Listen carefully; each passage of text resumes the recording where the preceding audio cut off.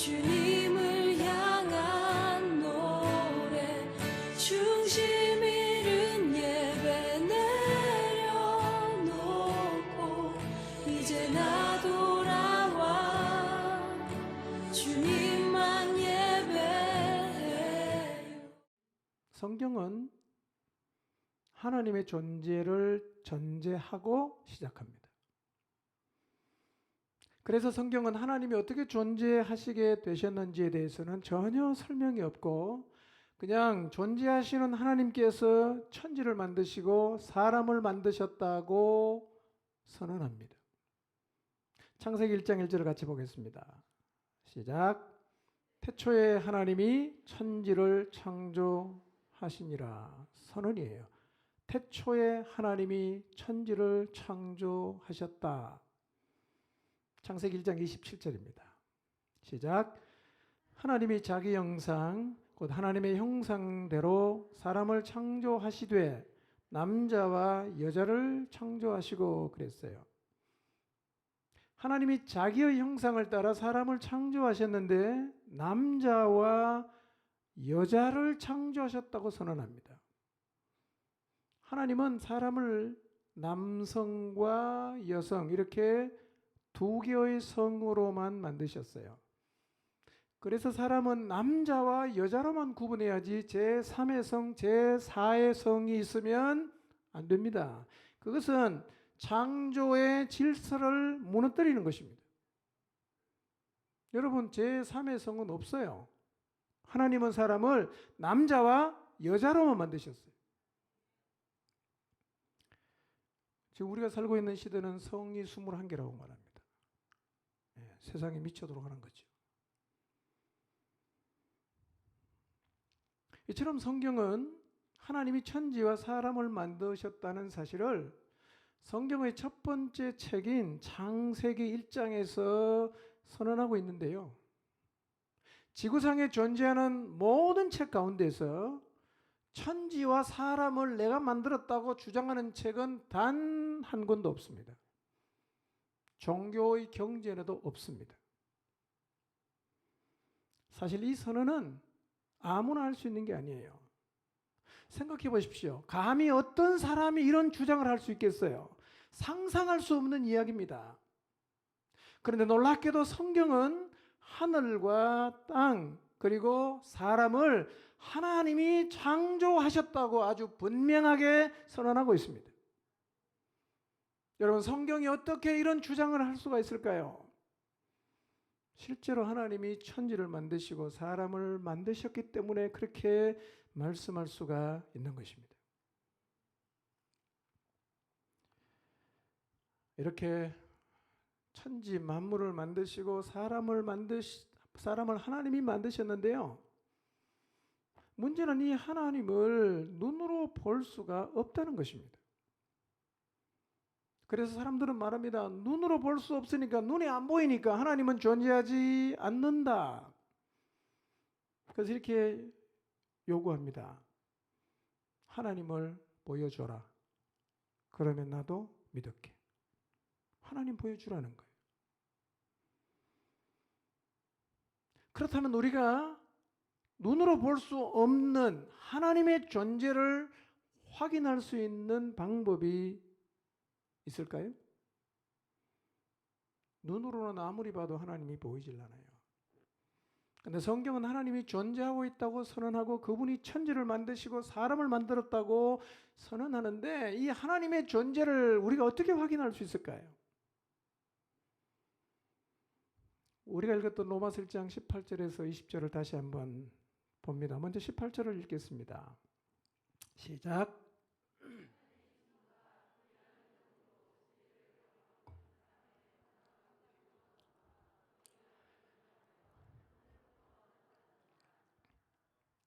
성경은 이렇게 말합니다. 불의한 행동으로 하나님의 진리를 가로막는 사람들에게 하나님의 진노가 하늘로부터 나타난다고 말씀합니다. 여러분, 그래서요, 세상에 죄의 종류가 엄청 많지만 하나님을 부정하고 불의한 행동으로 하나님의 진리를 가로막는 죄는 하나님의 진노를 받는 굉장히 무서운 죄입니다. 오늘날 많은 사람들이 불의한 행동으로 진리를 막고 있습니다. 그런데 이렇게 하나님에게 항변할 수도 있을 거예요. 나는 하나님이 계신 줄을 몰랐습니다. 저는 몰라서 그렇게 말했습니다. 그런데도 진노를 받아야 하나요? 뭐라고 하나님 앞에 반문할 수도 있고 항변할 수도 있어 보입니다. 그런데 성경은 이렇게 말해요.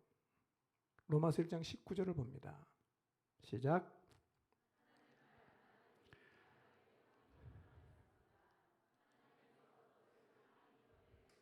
예. 근데 그렇게 하나님에게 항변할 수가 없는 이유가 있어요. 그게 뭐냐면 하나님께서 하나님을 알 수 있도록 이 만물 속에 자기를 환히 드러내 주셨어요. 누구라도 마음을 열고 보면 하나님이 보여요. 그런데 하나님을 알 만한 것이 어디에 환히 드러나 있을까요? 여러분, 어디를 보면 우리가 하나님이 살아 계신다는 것을 볼 수가 있을까요? 한번 생각해 보십시오. 어디를 보면 하나님을 볼 수 있을 것 같아요.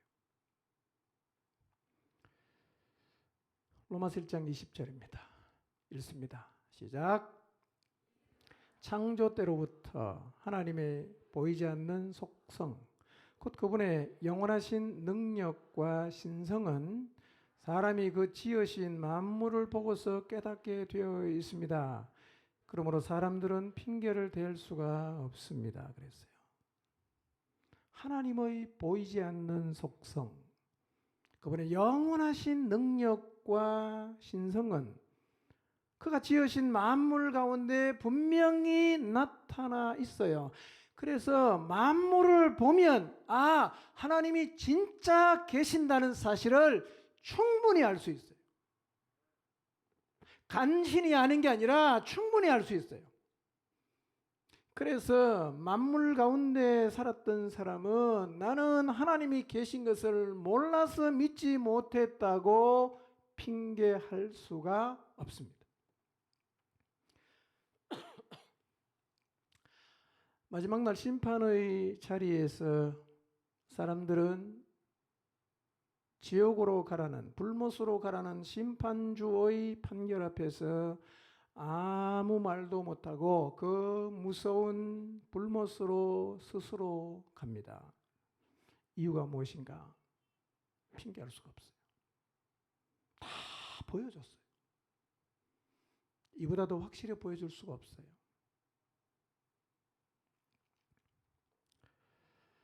그럼 만물 어디에 하나님의 흔적이 있습니까? 만드신 만물, 그분이 창조하신 만물 속에 하나님이 분명히 보일 수 있도록 하나님이 다 드러냈다고 말씀하셨는데 만물 어디에 하나님의 흔적이 있습니까? 여러분, 하나님이 창조하신 피조 세계에는 하나님의 흔적이 참 많은데요.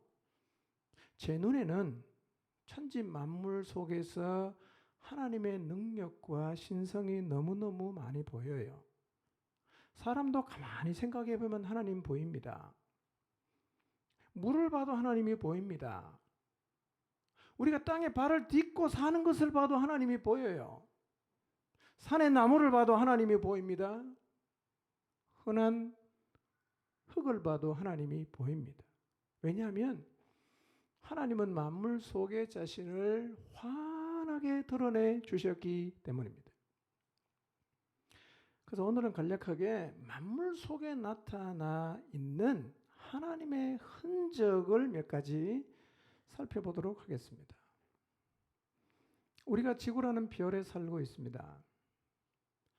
그런데 우리가 살고 있는 이 지구가 존재하고 이 지구 안에서 사람이 살아가기 위해서는 반드시 충족이 되어야 하는 조건들이 있어요. 이 조건 중에서 하나라도 충족이 안 되는 순간 지구는 멸망합니다. 그런데 지구와 지구 안에 살고 있는 사람의 생존을 결정짓는 이 조건 중에서 인간이 컨트롤할 수 있는 것은 하나도 없습니다. 우리는 어떻게 할 수가 없어요. 이게 그렇지만 유지가 되어야 우리가 살 수 있어요. 사람들이 생각하는 것처럼 이 조건이 자연히 혹은 저절로 유지가 되든 아니면 그 누군가가 이 조건을 유지하게 하든 간에 이 조건은 유지가 되어야 지구가 존재할 수 있고 그 지구 안에 우리도 생존할 수가 있습니다. 제가 5가지를 말씀드릴 텐데요. 정말 이 조건이 유지가 되지 않을 때 지구가 존재할 수 있겠는지, 그리고 또 하나, 이런 조건들이 과연 저절로나 우연히 유지가 되는 것이 가능하겠는가를 한번 생각해 보시기를 바랍니다. 지구가 존재하고 지구 안에 사람이 살아가기 위해서 충족되어야 하는 첫 번째 조건, 지구가 태양 주변을 일정한 속도로 공전을 해야 합니다. 과학 시간에 배운 것처럼 지구는 태양 주변을 1년에 한 바퀴씩 돕니다. 그런데 태양 주변을 일정한 속도로 태양과의 간격을 유지하면서 제기를 계속 가야 사계절이 생기고, 그래서 지구 안에 있는 사람이 생존할 수가 있습니다. 그런데 공전의 속도가 느리거나 빨라지면 계절의 길이가 빨라지기도 하고 늦어지기도 하고, 속도가 떨어지면서 태양 쪽으로 붙으면 지구의 모든 빙하가 녹아서 사람이 살 수가 없고, 속도가 빨라서 태양에서 멀어지면 추워서 살 수 없을 뿐만 아니라 식물이 다 죽기 때문에 인간은 지구에서 살 수가 없어요. 그래서 지구가 존재하고 지구 안에 사람이 살아가려고 하면 지구가 태양 주변을 일정한 속도로 도는 일이 계속 유지가 되어야만 합니다. 근데 참고로 지구가 태양 주변을 공전할 때 달리는 속도가 시속 107,534km입니다. 이걸 초속으로 계산하면 초속 29.9km로 지구가 태양 주변을 달리고 있는데요. 여러분 1초에 약 30km를 갑니다. 어지럽습니까? 신기한 거예요. 이게. 지구는 그렇게 아주 빠른 속도로 태양 주변을 돌고 있는데 이 속도가 일정해야 1년 365일에 똑같아지는 거예요. 창세 이후로 지금까지 지구는 태양 주변을 일정한 속도로 계속해서 돌고 있어요. 한번 생각해 보세요. 어떻게 지구가 그렇게 빠른 속도로 태양 주변을 계속해서 일정하게 도는 일이 가능할까요? 사람이 조정할 수 있습니까?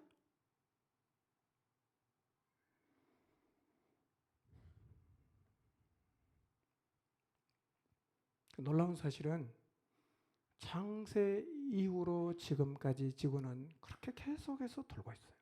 지금도 돌고 있습니다.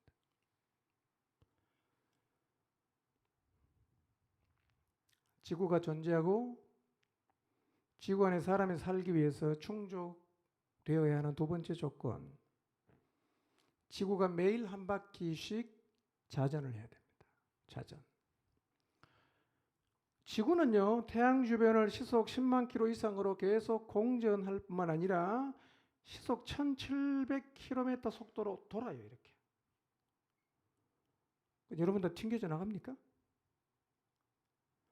그러니까 우리는 지금 평온하게 지구에 살고 있지만 지구는 가만히 있는 게 아니라 10만 킬로로 달리면서 1700km 속도로 계속 돌아요, 이게. 만약에 지구가 돌다가 자전을 안 하면 어떻게 될까요? 한쪽은 계속 밤이고 한쪽은 계속 낮이 되고 한쪽은 떠 죽고 한쪽은 얼어 죽어요. 근데 이게 정확하게 돈단 말이에요. 이 지구가 도는 속도가, 자전하는 속도가 제멋대로가 되면 하루의 길이, 밤낮의 길이도 제멋대로가 돼요.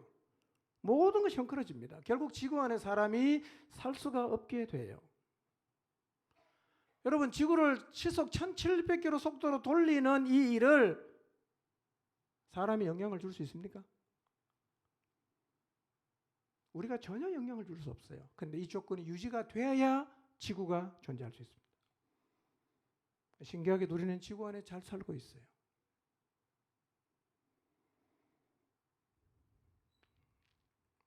지구가 존재하고 지구 안에 사람이 살기 위해서 충족되어야 하는 세 번째 조건. 지구의 대기권 안에 공기가 늘 있어야 합니다. 여러분, 우주의 수많은 별들 가운데 지구는 정말 점 정도밖에 안 돼요. 굉장히 작아요. 지구 다음에 있는 행성인 목성은 지구의 1000배나 큽니다. 그런데 희한하게요, 이 작은 별 지구의 대기권 안에만 사람이 숨 쉴 수 있는 공기가 있어요. 달나라 가봤잖아요. 공기 없습니다. 화성에 가봤잖아요. 공기 없습니다. 그런데 어떻게 사람이 살고 있는 지구에만 공기가 존재할까요? 여러분, 지구의 대기권 안에 공기를 존재하게 하는데 사람이 영향을 미칠 수 있나요? 우리가 할 수 있는 게 아무것도 없어요. 어느 순간 지구에서 공기가 사라지면 30분 안에 인류는 멸망합니다. 근데 희한하게 창세 이후로 지금까지 공기는 계속 있어요. 우리는 숨을 쉬고 있어요. 이 조건을 도대체 누가 충족시키고 있을까요? 저는 우주가 지적인 분이 설계했다는 과학자의 말에 전적으로 동의합니다. 누군가가 지적으로 설계를 했습니다. 우연히 이렇게 될 수가 없어요.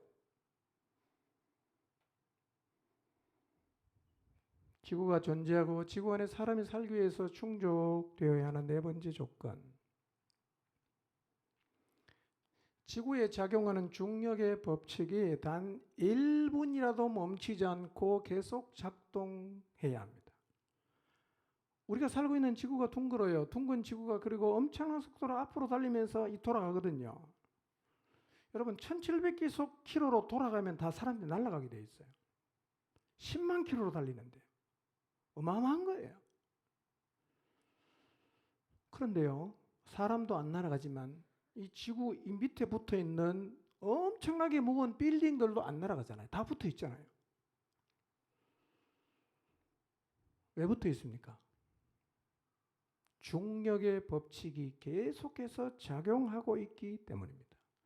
이 중력의 법칙이 없으면 애초부터 지구에는 사람이 살 수가 없어요. 다 날아가 버리니까요. 근데 우리는 지금까지 한 번도 하늘로 날아가지 않고 땅에 발을 딛고 살고 있어요. 이 법칙이 어떻게 생겨날 것일까요? 그리고 이 법칙을 인간이 조정할 수 있습니까? 할 수 없어요. 우리가 어떻게 할 수 없지만 이 법칙은 존재가 되어야만 우리가 살 수 있어요. 놀라운 사실은 이 조건은 지금도 유지가 되고 있어요. 무슨 의미겠어요? 만물을 운행하시는 하나님의 은혜를 입고 있다는 얘기죠. 은혜를 입고 있다는 얘기죠. 지구는 멸망할 수 있는 조건이 수도 없이 많습니다.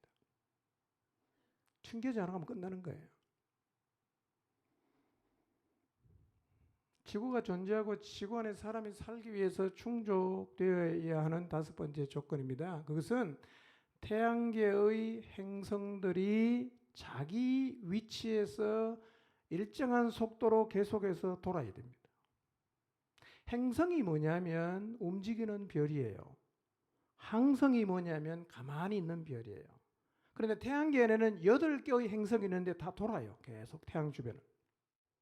지구와 태양이 속해 있는 우리 은하에는요, 별의 개수가 1000억 개 이상입니다. 어떤 사람은 2000억이라고 말합니다. 우주의 지평선 안쪽에 인간이 관측할 수 있는 범위의 우주 안에 수천억 개의 별들이 모여 있는 은하계가 1000억 개가 된답니다. 우주의 광대함은 상상할 수가 없어요. 천문학이 실제로 관측해서 확인한 거예요. 여러분, 1000억 개의 별들이 모인 은하계가 관측할 수 있는 우주의 지평선 안쪽에만 1천억 개 있다고 하니까 이 우주가 얼마나 광대합니까? 지구는 점도보다 작아요. 이 헤아릴 수 없는 많은 별들 가운데 아주 작은 별인 지구에 살고 있는 사람이 하나님이 없다고 말할 수 있겠어요? 여러분, 이 광대한 우주가 어떻게 생겼을 것 같아요?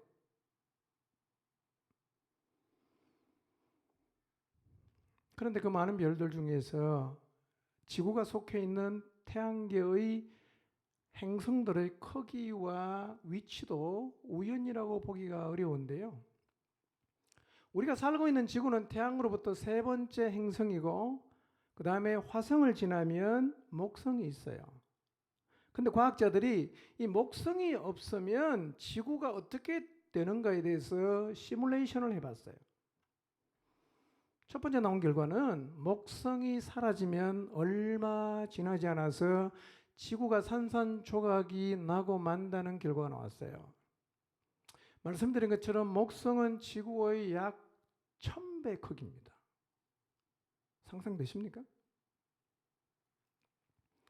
이렇게 큰 목성이 마치 병아리를 품은 암탉처럼 지구를 이렇게 감싸고 돌면서 우주에서 날아오는 수많은 운석 해성들을 막아주는데요. 이 시뮬레이션을 하면서 목성이 빠지니까요. 진짜 얼마 안 가서 지구가 수많은 이 해성에 맞아서 파괴되고 말았어요. 여러분, 이 지구와 해성이 충돌한다는 것은 공상과학 소설에 나오는 얘기가 아니에요. 실제로 1993년 3월 25일 날 해성군과 소행성을 관찰하던 과학자들이 목성 주위에서 전에 없던 20개의 밝은 천체를 발견했어요. 그 천체는 가지런하게 늘어선 해성 조각들이었는데요.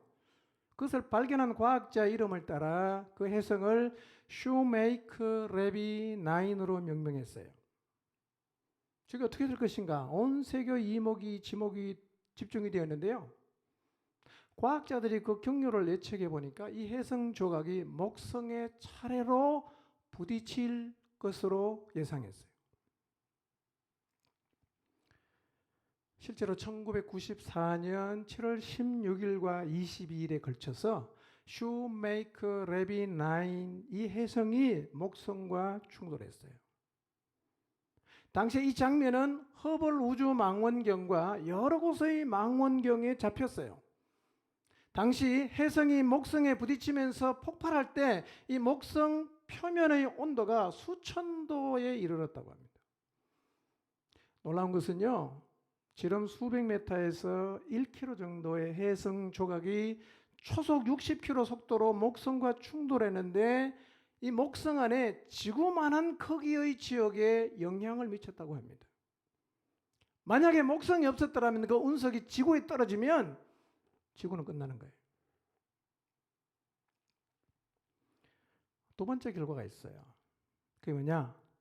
목성이 사라지니까 태양 주변을 돌던 지구의 궤도가 찌그러져요. 그리고는 결국 튕겨져 나가서 우주의 미아가 되고 말았다는 거예요.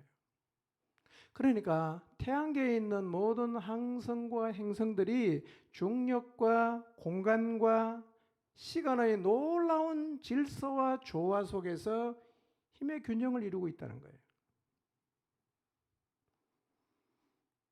이처럼 지구뿐만 아니라 태양계에 있는 행성들이 일정하게 자기 길을 가고 있어야만 지구가 존재할 수 있는데 이 태양계의 행성들을 지구에서 조종할 수 있습니까?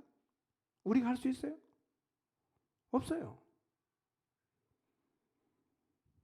근데 어떻게 태양계 행성들이 일정하게 자기 길을 계속 돌 수가 있을까요? 이것은 누군가가 지적으로 설계하고 운행하지 않으면 절대로 일어날 수 없는 일이에요. 여러분 생각해 보세요. 지구가, 그리고 우리가 이 지구 안에 살려고 하면 지구가 일정한 속도로 공전하고 일정한 속도로 자전해야 되고 대기권 안에 공기가 있어야 되고 지구 안에 중력의 법칙이 작동을 해야 되고 태양계 행성들이 태양의 주변을 일정한 속도로 계속 돌아가는 조건들이 반드시 충족이 되어야 되는데 이 조건이 어떻게 충족이 되는 걸까요? 여러분 저절로 항상 일정한 속도로 도는 게 가능하겠어요? 저절로? 우연히 이게 가능하겠습니까? 운전하시는 분이 있단 말이에요. 로마서 1장 20절을 다시 볼까요? 시작.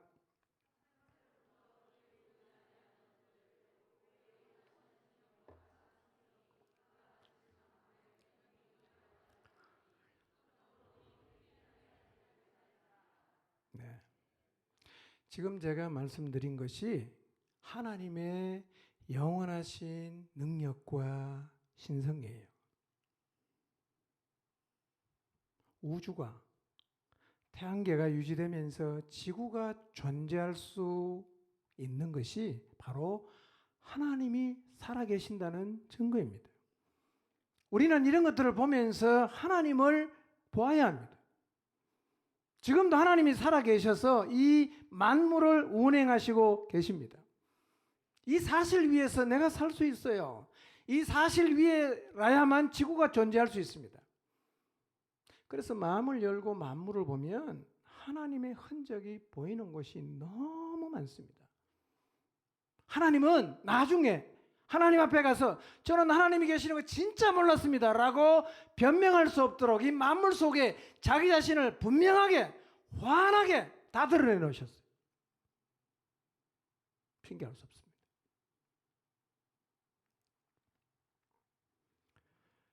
한 가지만 더 생각해 볼까요? 사람은 어떻게 지구에 존재하게 되었을까요? 학교에서 우리는 진화되었다고 진화 이론을 배웠습니다. 그런데 인간의 몸은요, 진화 이론으로는 도저히 설명할 수 없을 정도로 너무나 정교하고 놀라워요. 한번 생각해 보세요. 음식을 먹잖아요. 넘어가면 배에서 위장에서 소화를 시키고 소장으로 갔다가 대장으로 갔다가 배설을 해요. 먹고 다 배설이 되는 이 과정에서 어떤 일이 벌어집니까? 우리 몸 안에 필요한 모든 영양소가 어떻게 되는지는 모르지만 다 추출이 돼 갑니다. 그리고 혈액이나 다른 방법을 통해서 인체 곳곳에 영양소가 다 전달이 되는데요. 이 과정이 너무 복잡하고 정교하다는 거예요. 그래서 하나님을 안 믿는 과학자도 이거는 만들었다고 말해야 되지 저절로 생겼다고는 절대로 말할 수 없다는 거예요.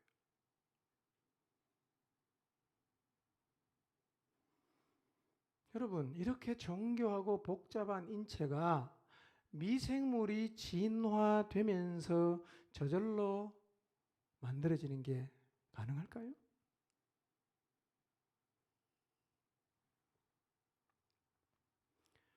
과학자들은요, 이 인체는 연구하면 연구할수록 너무나 신비롭답니다. 그래서 성경의 표현처럼 신묘막측해요.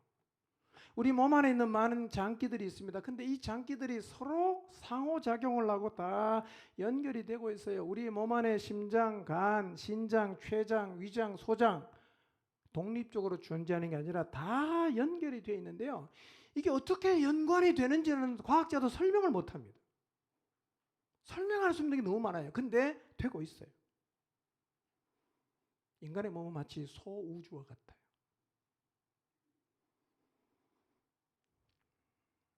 심장을 초음파로 보면 1분에 7, 80번 뛰죠. 계산하면 하루에 10만 번 뜁니다. 지금 여러분의 심장이 하루에 10만 번 뛰어야 여러분이 살 수 있어요. 지금도 뛰고 있어요. 심심해서 계산해 봤는데 1년이면 3,650만 번 뛰고요. 10년이면 3억 6,500만 번 뛰어요. 그럼 80년이면 몇 번 뛸까요? 여러분 심장이 한 10억 번 뛴다고 가정합시다. 10억 번. 모터가 달렸습니까? 그냥 뛰죠. 어떻게 뛸까요 이게?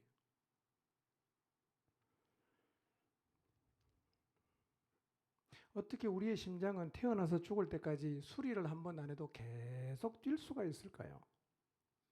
미생물에서 자연이 진화가 되었는데 심장이 뛰면서 피를 펌프질해서 온몸으로 보내는 심장이 자연히 만들어졌을 수가 있을까요? 음식을 먹으면 기도로 넘어가지 않도록 음식 먹을 때 기도가 딱 닫히죠. 그럼 음식은 다 식도를 통해서 위장으로 다 내려가죠. 근데 만약에 잘못 마시다가 물 한 방울이나 침 조금이라도 기도로 넘어가려고 하면 어떤 일이 생깁니까? 갑자기 기침이 나요. 그래갖고 매우 신속하게 기도에 들어가려는 이물질을 다 밖으로 밀어냅니다. 근데 숨을 쉬면 공기는 기도를 통해서 폐로 다 들어가요. 이게 자연이 되는 일입니까?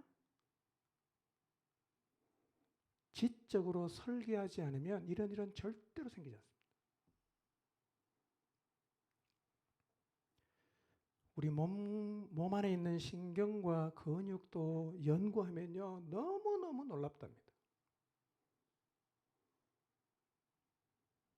우리 몸 전체를 관장하는 머릿속에 있는 뇌는요, 모르는 게 훨씬 많습니다.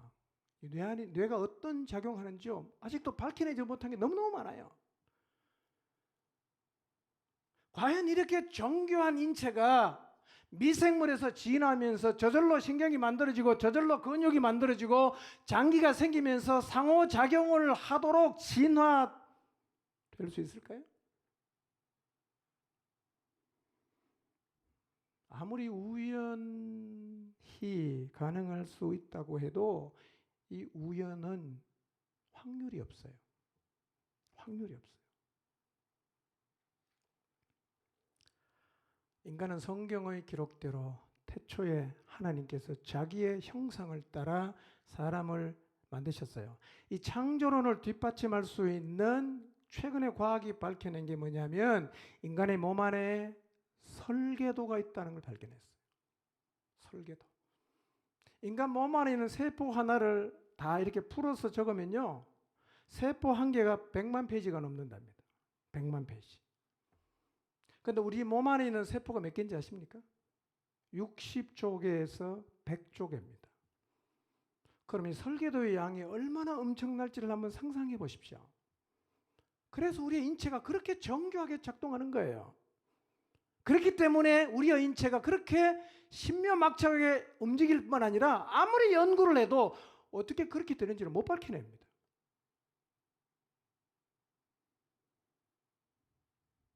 세포 혈관에 DNA 정보 아이디가 다 들어있습니다. 여러분의 생김새, 눈동자, 코높이, 키, 손가락 길이, 목소리 다 설계되어 있어요. 그 설계도대로 만들어지는 거예요. 여러분, 인간의 몸이 우연히 진화된 것이 아니라 설계가 되었다면, 그리고 실제로 우리 몸 안에 설계도가 있다면 당연히 설계하신 분이 계시지 않겠습니까? 설계한 분이 없는데 설계도가 저절로 생길 수 있나요? 이렇게 인간을 설계해서 창조하신 분이 하나님이라고 성경이 말해요. 하나님이 그렇게 하셨다. 그래서 인간의 몸도 광대한 우주도 지적으로 설계가 되었고 누군가가 운행하고 있기 때문에 유지되는 것이 가능합니다.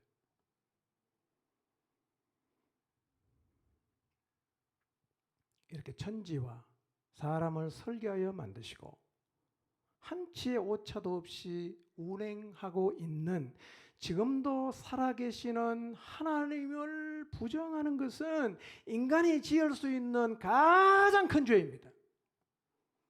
우리가 하나님 앞에 심판받는 죄가 뭔지 아십니까? 거짓말한 게 아니에요. 도둑질한 게 아닙니다. 이렇게 만물 속에 분명히 드러내고 계시는 하나님을 보면서도 없다고 말하는 이 죄가 가장 큰 죄고 이 죄 때문에 우리가 심판을 받는 거예요. 하나님이 없다고 하는 게 제일 큰 죄입니다. 여러분, 하나님이 없으면 지구가 존재하는 게 가능하겠습니까?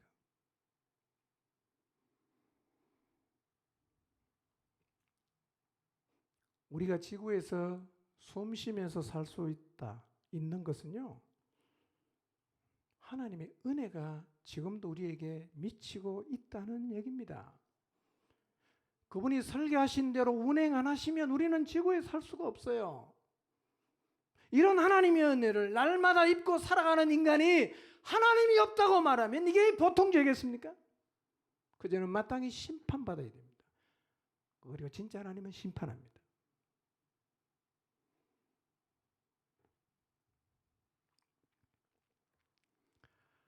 하나님이 없다고 부정하고 있는 순간에도 인간은 하나님의 은혜를 입고 있기 때문에 숨쉬며 살아갈 수가 있습니다. 지금도 그렇습니다. 사도행전 17장 25절을 보겠습니다. 읽습니다. 시작. 또 무엇이 부족한 것처럼 사람의 손으로 섬김을 받으시는 것이 아니니 이는 만민에게 생명과 호흡과 만물을 친히 주시는 이심이라. 여러분, 하나님이 사람을 창조하셨어요. 그리고 창조한 인간에게 호흡을 주시는 분이 누구입니까? 하나님이에요. 하나님은 지금도 우리에게 호흡을 주시고 계십니다. 하나님을 비난하고 없다고 막 삿대질하고 욕하고 무시하고 배반하는 순간에도 내가 숨을 쉬고 있다는 것은 하나님이 내 호흡을 거두지 않았기 때문에 가능한 일이에요. 그러므로 우리는 숨을 쉴 때마다 나에게 숨쉬게 하신 호흡을 주시는 하나님을 기억해야 됩니다. 숨 쉴 때마다 하나님을 기억하십시오. 시편 104편 9절입니다. 읽습니다. 시작.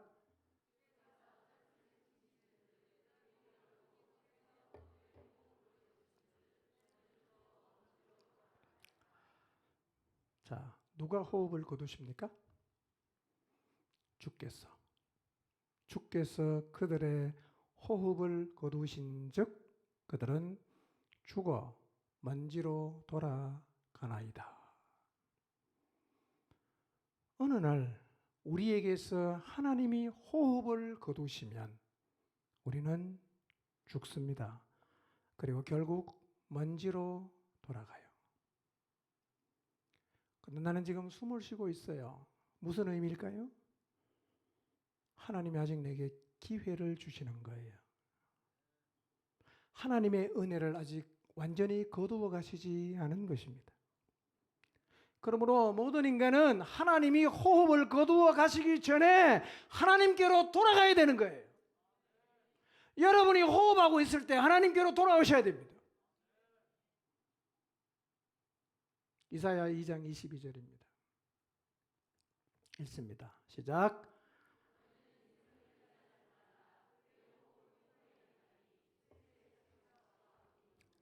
네. 호흡이 코에 있는 인생은 의지의 대상이 아니라고 성경이 말씀합니다. 우리는 호흡이 코에 있는 인생이 아니라 우리에게 호흡을 주시는 하나님을 의지해야 합니다.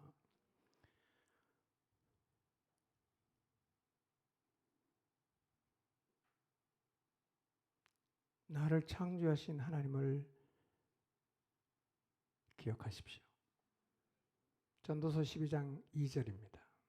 1절입니다. 읽습니다. 시작.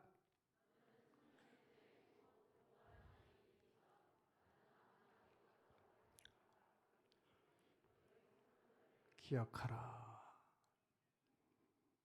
성경은 말합니다. 곤고한 날이 이르기 전에 아무 낙이 없다고 할 해가 가깝기 전에 누구를 기억하라고요? 너를 만드시고 너에게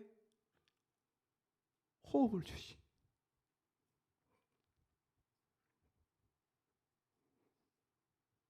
창조자를 기억하라고 권합니다. 여러분을 창조하신 하나님은 지금도 살아계시고 여러분에게 호흡을 주고 계시고 여러분을 기다리고 계십니다. 그 하나님을 기억하셔야 됩니다. 살아있는 지금 창조주 하나님을 만나지 않으면 언젠가는 만나는데 죽음 저편에 가서 심판주이신 하나님으로 만나야 됩니다. 여러분, 심판주이신 하나님을 만나는 게 얼마나 두려운 일인지 아세요? 성경이 이렇게 표현해요. 하나님의 심판대 앞에 서는 인간들이 이렇게 절규합니다. 산아 내 위에 무너져라, 언덕아 내 위에 무너져라. 그래서 저 보좌에 앉으신 분의 얼굴을 보지 않게 해달라고 애원하고 절규합니다. 여러분, 심판주 앞에 설 때요, 지금 여러분의 생각하는 것보다 정말 어마어마하게 두렵고 공포스럽습니다. 심판받으면 영원한 멸망이에요. 여러분, 성경은 계속해서 이렇게 말씀하세요. 인간은 죽음으로 끝나는 존재가 아니라 영생하는 존재라는 얘기를 수도 없이 반복합니다. 이게 진리예요. 이게 진리예요. 인생 절대로 죽음으로 끝나지 않습니다, 여러분.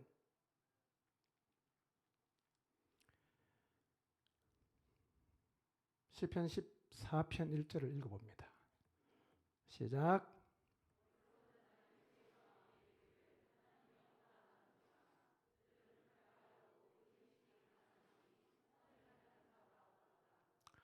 여러분, 이 말씀을 기억하시길 바랍니다. 가장 어리석은 사람이 누구냐? 만물 속에 워낙에 자기 자신을 보여주시는 하나님이 없다고 말하는 사람이에요. 가장 어리석은 사람입니다. 여러분, 지금 여러분의 마음에 하나님이 계십니까? 혹시 지금도 마음으로 하나님이 없다고 말하고 계시지는 않습니까? 우리가 살펴본 것처럼 하나님은 분명히 살아계셔서 만물을 운행하시는데요, 이것은 지적으로 설계하신 분이 운행한다고 말하는 것 외에는 설명할 수가 없어요.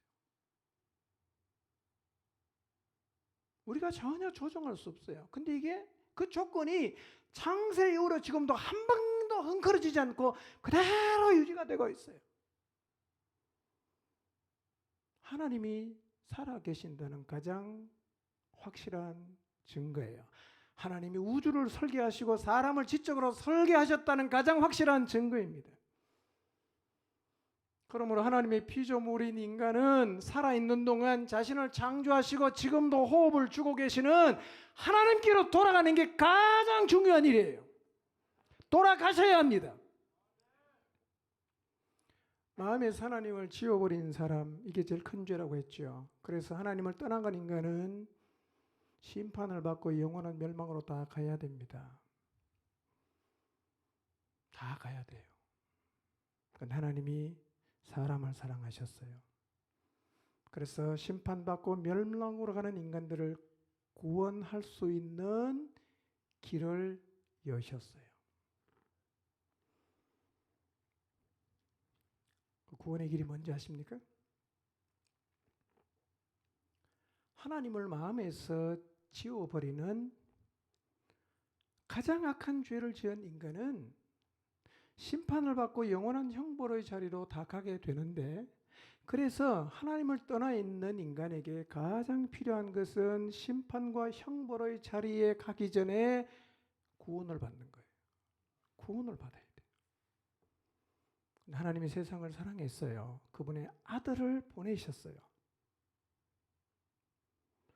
그리고 그분에게 우리의 모든 죄를 전가시켰어요.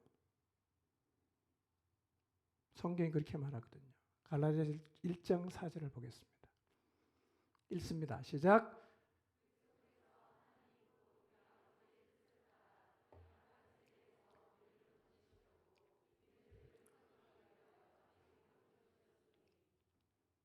여러분, 2000년 전에 예수라는 사람이 유대 땅에 와서 33년을 살다가 십자가에 못 박혀 죽었다는 사실은 다 아시죠?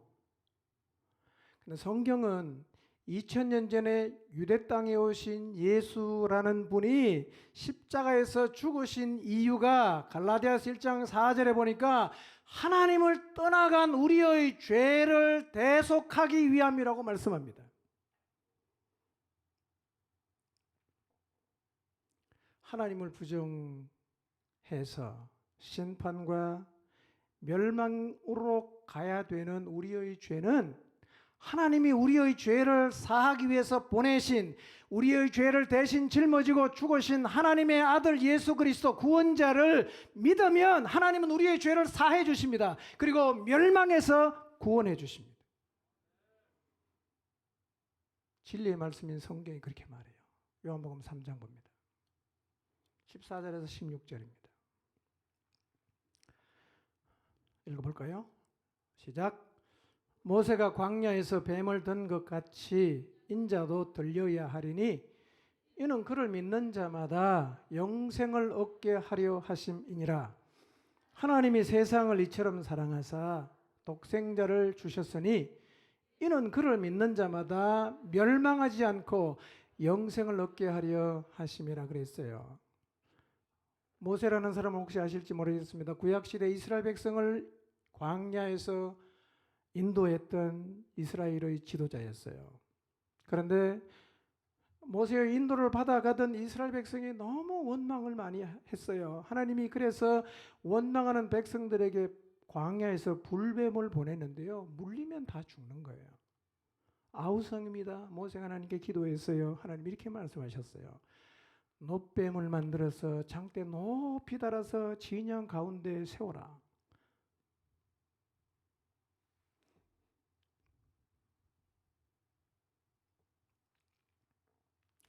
이제부터 누구든지 불뱀에 물리면 쳐다봐라.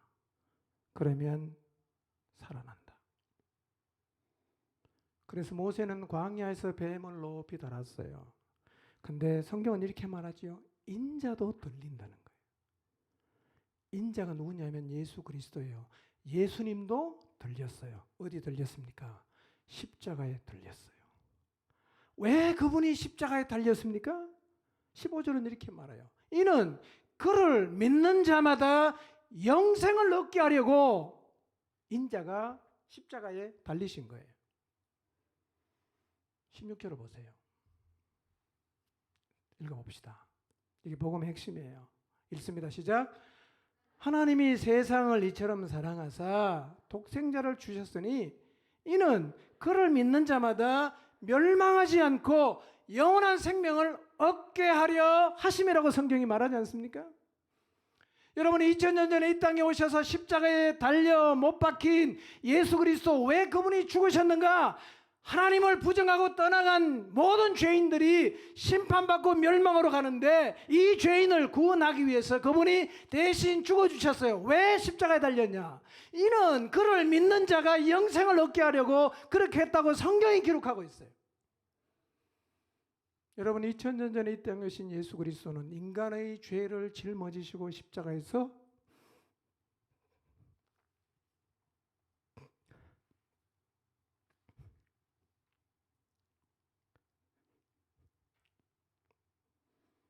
죽으셨습니다. 여러분 기억하십시오. 이것이 하나님을 떠난 인간을 구원하기 위한 하나님의 방법이에요. 우리는 이 하나님의 방법을 믿어야 합니다. 요한복음 20장 31절을 봅니다. 읽겠습니다. 시작.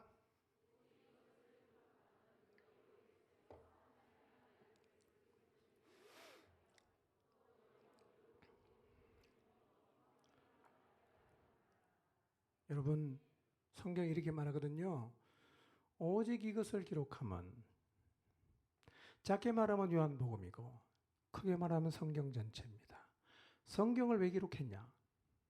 성경을 기록한 목적은 2000년 전에 유대 땅에 오신 그 예수가 하나님의 아들 그리스도, 곧 구원자이심을 믿게 하기 위해서 성경이 기록되어 있고, 이것을 믿는 자에게 생명을 얻게 하기 위해서 성경이 기록되었다고 말합니다.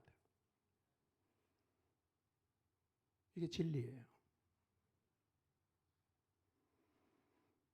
하나님은 우리가 하나님의 아들이요 그리스도이신 예수님을 믿고 영원한 생명 얻기를 원하십니다.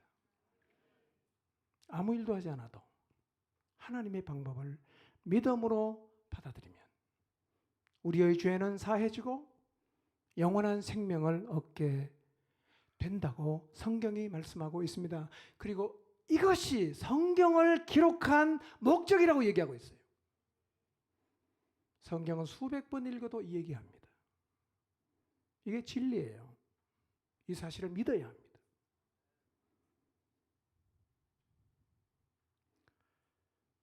우리를 기다리시는 하나님께로 돌아오시기를 바랍니다. 그분은 지금도 살아계셔서 우주 만물을 운행하시고 우리에게 호흡을 주시는 은혜를 베푸시면서 우리가 돌아오기를 애타게 기다리고 계십니다. 이런 은혜를 입고도 끝까지 하나님을 부정하고 살다가 호흡이 끊어지면 반드시 심판을 받고 멸망에 가게 됩니다. 하나님 살아계세요. 마음을 열면 하나님 볼 수 있습니다. 만물을 자세히 보면 그 가운데서 하나님의 능력과 신성을 볼 수가 있습니다. 이제 하나님을 부정하고 하나님이 없다, 마음에서 하나님을 지워버린 이 죄를 회개하시고 심판받고 멸망하는 우리를 구원하시기 위해서 2000년 전에 이 땅에 오신 하나님의 아들이여 그리스도이신, 우리를 대신해서 십자가에 죽으신 하나님의 아들 예수님을 구원자로 믿으시고 구원의 은혜를 입는 자리에 서시기를 주님의 이름으로 축원합니다.